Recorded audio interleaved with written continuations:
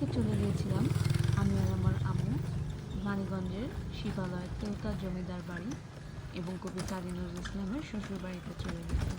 তাহলে চলেন সবাই আপনাকে দেখাই আমরা কীভাবে গিয়েছিলাম এবং আমি আর আমার আম্মু কী করেছি সেখানে। এবং চলে আসলাম তেওতা জমিদার বাড়ি কাজী নজরুল ইসলামের শ্বশুর বাড়িতে। এবং এখানে সম্ভবত মেলা হচ্ছিল, যার কারণে জমিদার বাড়িটা একটু লাইটিং করাও ছিল। মানিকগঞ্জের শিবালয় উপজেলা যমুনা নদীর কোল ঘেঁষেই অবস্থিত তেওতা জমিদার বাড়ি প্রায় ৩০০ বছরের পুরনো একটি ঐতিহাসিক নিদর্শন। তৎকালীন সময়ে দিনাজপুর অঞ্চলে তামাক ব্যবসা করে প্রভুর সম্পদের মালিক হওয়ায় পঞ্চান সেন এই জমিদার বাড়ি গোড়াপতন করেন। ১৭০০ থেকে ১৮০০ শতকে পঞ্চন সেন এই বাড়িটি নির্মাণ করেন।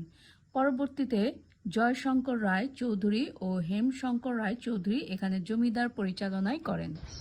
বিদ্রোহী কবি কাজী নজরুল ইসলামের সহধর্মিণী প্রমীলা দেবী, তার নাম আশুলতা সেন ছিল। এর পিতৃত্ব বাড়ি ছিল এই তেওতা গ্রামে। কাজী নজরুল ইসলামের এই জমিদার বাড়ির একাধিকবার এসেছে এবং তার সাহিত্যর অনেক প্রেরণায় এখানে থেকেই পেয়েছেন। সুবিশাল এই জমিদার বাড়িতে প্রায় ৫৫টি কক্ষ, নবরত্ন মঠ, আনন্দমল, কাচারি ঘর এবং অতিথিশালাই রয়েছে। কালের প্রক্রিয়ায় এবং নদী ভাঙনের কবলে পড়েই বর্তমানে বাড়িটি সিংহভাগই ধ্বংস প্রায়। কিভাবে যাবেন তেওতা জমিদার বাড়ি?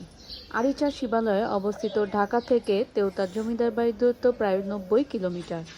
রাজধানী গাবতলীর বাস টার্মিনাল থেকে বিআরটিসি যাত্রী সেবা বাসে চড়ে ৩ ঘন্টা সময় আরিচা ঘাটে আসতে জনপ্রতি ১০০ থেকে ১৬০ টাকা বাস ভাড়া লাগে। আরিচা ঘাটে থেকেই ৩০ থেকে ৫০ টাকা রিক্সা ভাড়ায় সরাসরি তেওতা জমিদার বাড়ি যাওয়া যায়। একসময় এখানে কবি গান, পালা গান ও নানা সামাজিক অনুষ্ঠানের আয়োজন হতো। ইতিহাসের বহন পরিবর্তনের সাক্ষী হয়ে আছে আজও তেওতা জমিদার বাড়ি, যেন অতীতে হারিয়ে যাওয়া দিনের গল্প শোনায়। বসন্ত কুমার সেনগুপ্ত এবং তার স্ত্রী গিরিবালা দেবীর একমাত্র সন্তান আশালতা সেনগুপ্ত ১৯০৮ সালে তেওতা গ্রামে জন্মগ্রহণ করেন। তিনি তেওতা পঞ্চম শ্রেণী পর্যন্ত পড়াশোনা করেছেন। তার বাবা বসন্ত কুমার সেনগুপ্ত ত্রিপুরা নায়েব পদে চাকরি করতেন। কাকা ইন্দ্র কুমার সেনগুপ্ত ত্রিপুরায় কোর্ট অফ ওয়ার্ডের ইন্সপেক্টর ছিলেন। ইন্দ্রকুমার চাকরির সূত্রে কুমিল্লার কান্দির পাড়ে বাড়িঘর করে পরিবার নিয়ে বসবাস করতেন।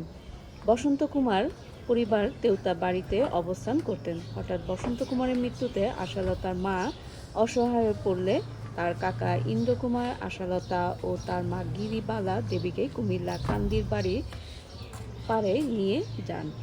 কাজী নজরুল ইসলাম তার বন্ধু আলী আকবর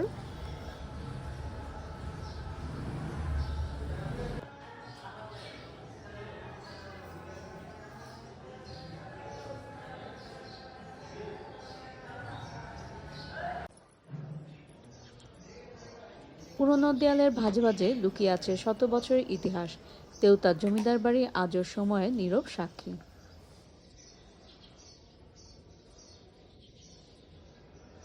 নজরুল ইসলাম আশালতার টানে ৫ বার কুমিল্লায় আসেন এবং বিয়ের আগে তেওতা আসেন ২-৩ বার।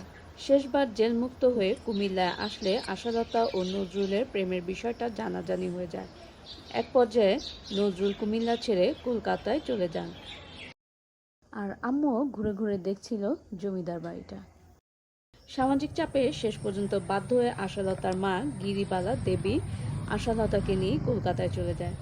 ১৯২৪ সালে গিরিবালা দেবীর একান্তই ইচ্ছায় নজরুল ও আশালতার বিয়ে সম্পন্ন হয়। প্রচণ্ড গরমে আমি এক গ্লাস শরবত খেয়ে নিলাম এবং শরবত খেয়ে নিয়ে আবার আমরা জমিদার বাড়ি দেখা শুরু করলাম।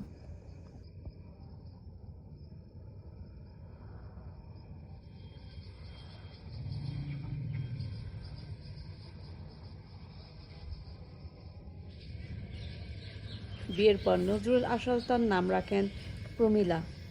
যমুনার পাড়েই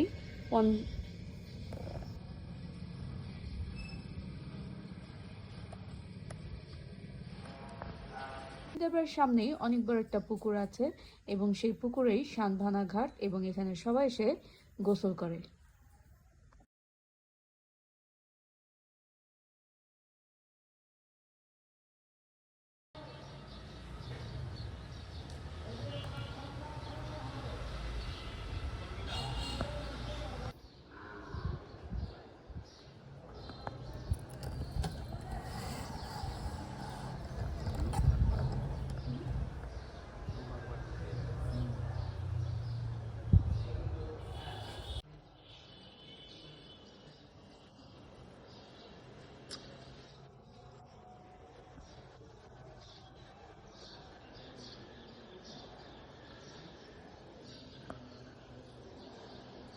আর জমিদার বাড়ির সামনে খুব সুন্দর একটা গাছ আমার কাছে চোখে পড়ে গেল এবং ফুলটা ছিল কিছুটা নীল টাইপের।